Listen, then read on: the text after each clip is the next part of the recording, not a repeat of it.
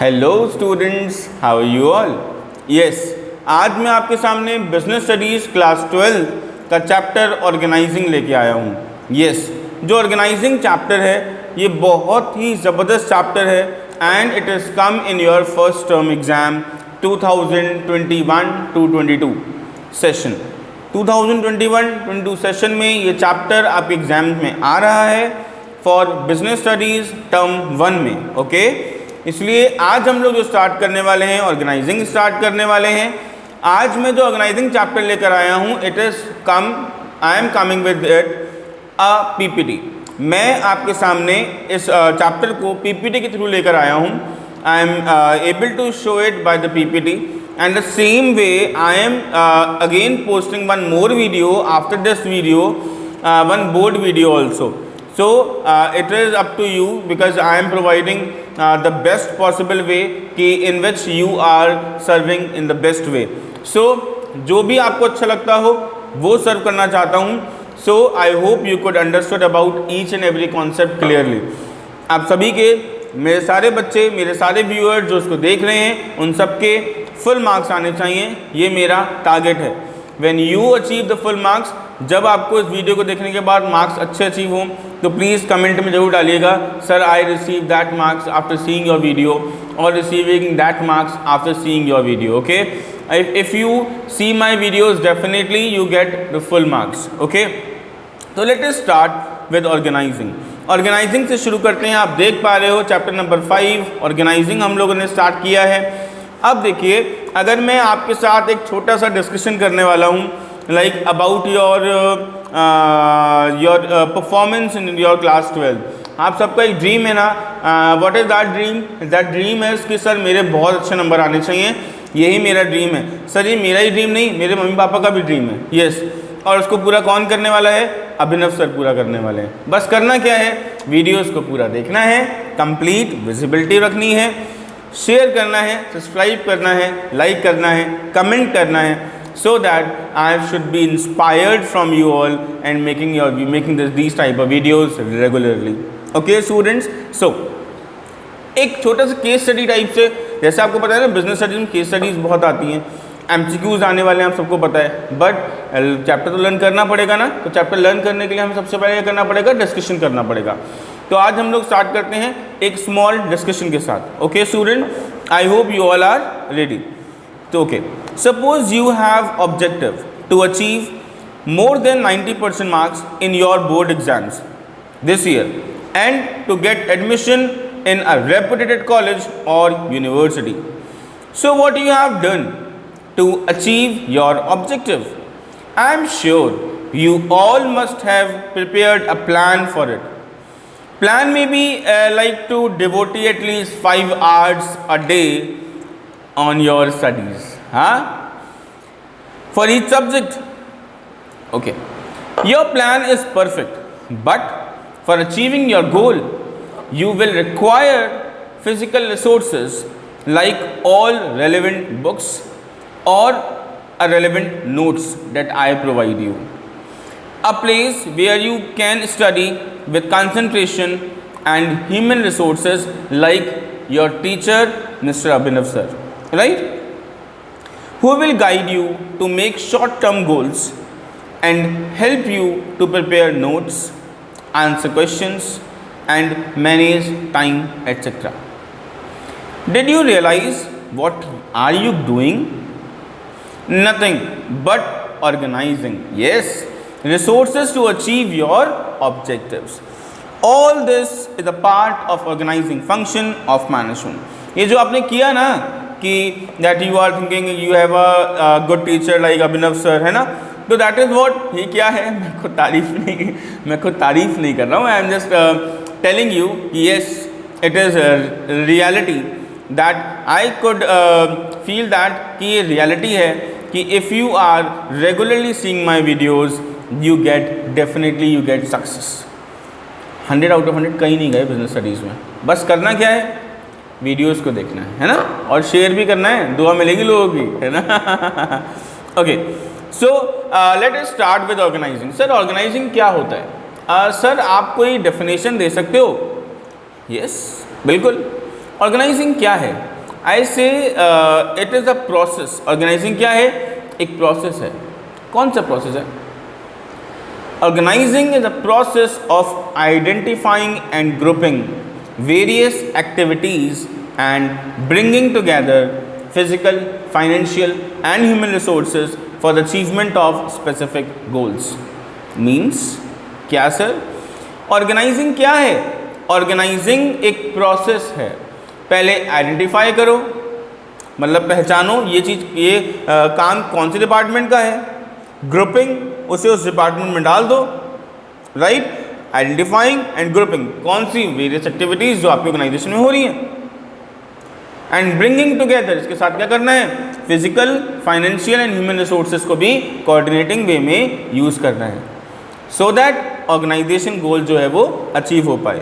आपने जो प्लान बनाया था प्लानिंग में वो अचीव हो पाए, राइट। अगर आपने प्लान तो बनाया लेकिन अगर ऑर्गेनाइजिंग खराब हो गई तो प्लान भी खराब हो जाएगा, है ना।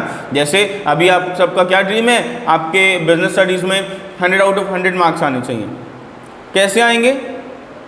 कैसे आएंगे? When you take my classes regularly. दूसरी बात, मैं आप लोगों के लिए एक ऑनलाइन क्रैश कोर्स लेकर आने वाला हूँ जिसमें आपको बहुत ही सिंपल वे में, बहुत ही इजी वे में आपको बिजनेस स्टडीज़ की क्लास मिलेंगी। That is 3 days in a week, 3 days in a week and cost is only ₹500 per month। It is very cheap ना, बहुत सस्ता है ना। 500 रुपीज़ पर मंथ के हिसाब से मैं आपके सामने एक क्रैश कोर्स लेकर आ रहा हूँ in which you get notes also. उसमें आपको क्या मिलने वाले हैं? आपको नोट्स भी मिलने वाले हैं। For that you have to, मैंने नीचे डिस्क्रिप्शन में अपना नंबर दिया है, WhatsApp number, you have to send me message. This is my Paytm number also. You have to send the fees for that if you want the subscription in the live classes also. In live classes you can ask me questions also, your doubts also. In that we are discussing how to solve the case studies and in that one more thing that is कि इस बार MCQs आने वाले हैं और वो MCQs के sir किस तरीके से MCQs आएंगे, हम MCQs की प्रैक्टिस कैसे करें, वो सारी चीज़ें मैं आपको रेगुलर बेसिस पर कराऊंगा। अगर आपने मेरे लाइव सेशंस ले लिए, अगर आपने वो लाइव सेशंस मेरे ले लिए तो आपको किसी भी बुक को खोलने की ज़रूरत नहीं है, किसी भी जगह पर जाने की ज़रूरत नहीं है। आपके सारे डाउट्स क्लियर यहीं हो जाएंगे और आप खुद चेक कर लीजिएगा, क्योंकि 2 चांस मिलेंगे ना, अभी अक्टूबर, नवंबर, दिसंबर वाला जो एग्ज़ाम होने वाला है वो, और एक लास्ट वाला। आप खुद एग्जामाइन कर लोगे कि आपको सारे क्वेश्चन आते थे, चीटिंग करने की जरूरत ही नहीं पड़ेगी, ऑटोमेटिकली सब कुछ आता था पहले से ही। करना क्या है? लाइव सेशंस को लेना पड़ेगा, है ना। जो लाइव सेशंस हैं वो बहुत जल्दी से, मतलब नेक्स्ट वीक से, मंडे से हम लोग स्टार्ट करने जा रहे हैं। तो आप सब लोग चाहते हो अगर लाइव सेशंस को लेना तो आप मेरे रेगुलर लाइव सेशंस लीजिए। I already told you 3 days in a week, 500 rupees per month उसकी फ़ीस होगी, okay. And I provide you notes also. 2 chapters that we are learning, जो जिन चैप्टर्स को हम लोग पढ़ेंगे उन चैप्टर्स के नोट्स आपको मिलते जाएंगे। And I really promise you कि जो मैं नोट्स आपको प्रोवाइड करने वाला हूँ, यू नेवर फाइंड एनीवेयर। वो नोट्स आपको कहीं नहीं मिलने वाले। करना क्या है? अपने घर बैठकर सिर्फ सब्सक्रिप्शन लेना है और ईजिली आप उसको लर्न कर सकते हो, ओके ना स्टूडेंट्स।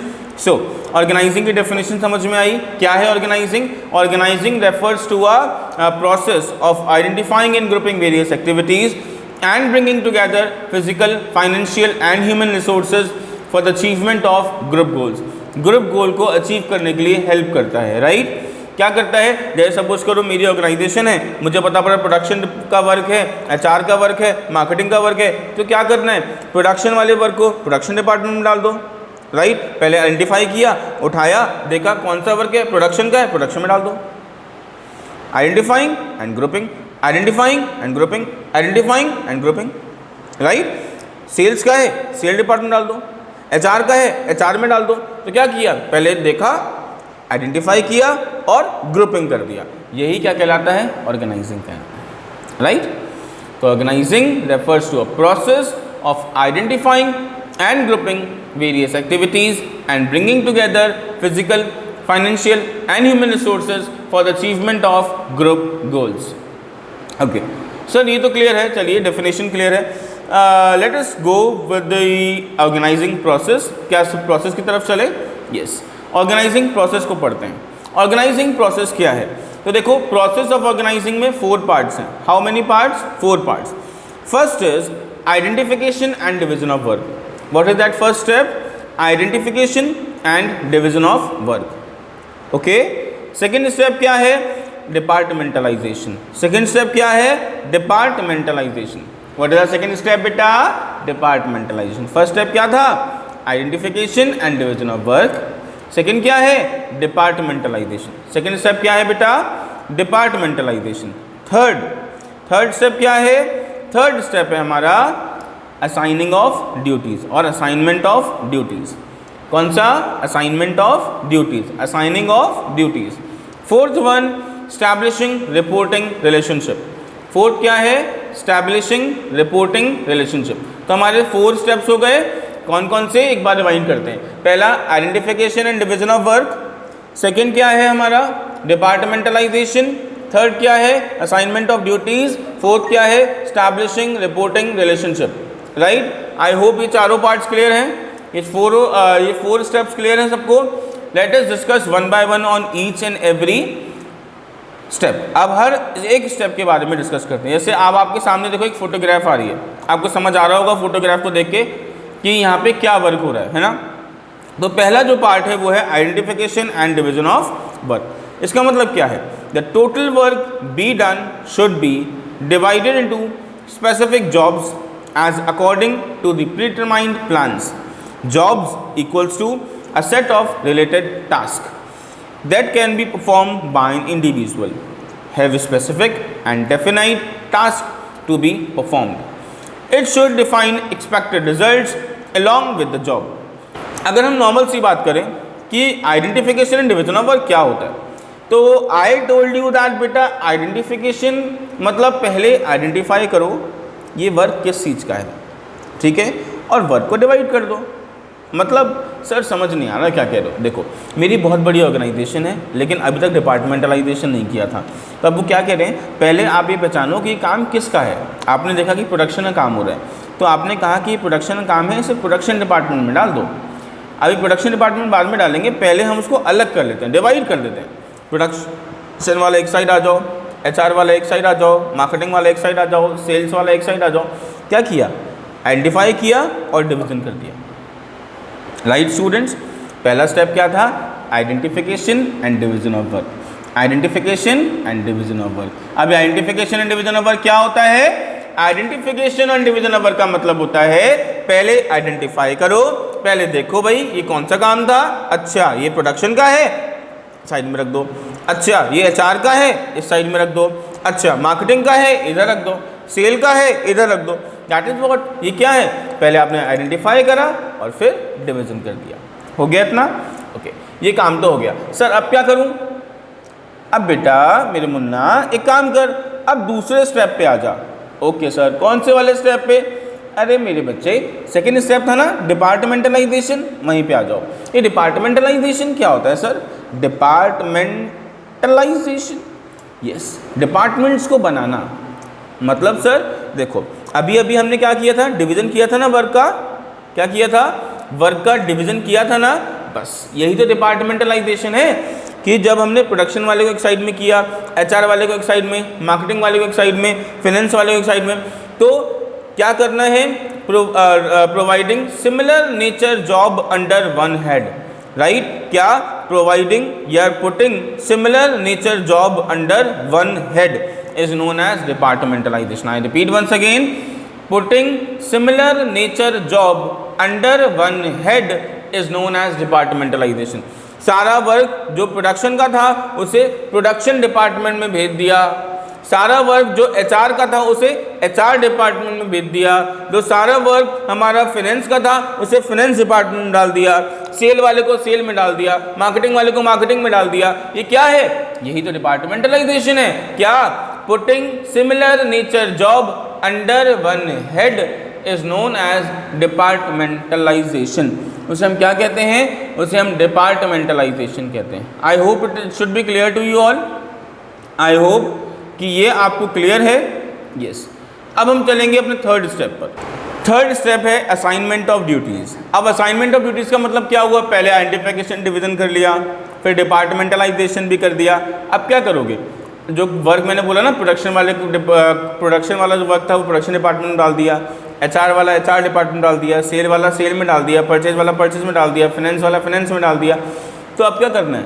क्या डिपार्टमेंट्स खाली रहेंगे? नहीं, अब उनको ड्यूटी देनी है कि वो क्या करेंगे, क्या करेंगे। तो ये क्या कहलाता है? असाइनमेंट ऑफ ड्यूटीज़ कहलाता है। आई रिपीट वंस अगेन, क्या कि भाई प्रोडक्शन डिपार्टमेंट क्या करने वाला है, सेल्स डिपार्टमेंट क्या करेगा, HR क्या करेगा, मार्केटिंग क्या करेगा, फाइनेंस क्या करेगा, ये लोग क्या काम करेंगे, इसे बोलते हैं assignment of duty. When you give the work, जब आप वर्क दोगे उनको, यही कहलाएगा असाइनमेंट ऑफ ड्यूटी। मतलब आपने वहाँ पे जो पर्सन्स हैं उनको बोला कि you are the production manager now, go to production department, you are sales manager, go to sales department, you are finance manager, go to finance department, you are HR manager, go to HR department. This is what, ये सब क्या है? ये है assignment of duties. आपने duties assign कर दी, किस department में कौन सा बंदा किस किस डिपार्टमेंट को मैनेज करेगा, कौन सा मैनेजर किस डिपार्टमेंट को मैनेज करने वाला है। This is called assignment of duty.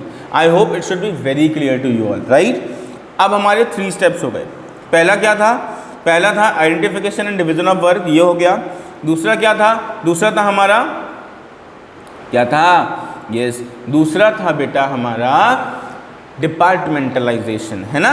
और तीसरा क्या था? Assignment of duties. अब ये भी हो गया। अब आता है last step of organizing process. It is called, क्या कहते हैं इसको? इसको हम कहते हैं एस्टेब्लिशिंग रिपोर्टिंग रिलेशनशिप। यस, क्या? एस्टेब्लिशिंग रिपोर्टिंग रिलेशनशिप को डेवलप करना। अब ये एस्टेब्लिशिंग रिपोर्टिंग रिलेशनशिप का मतलब क्या होता है?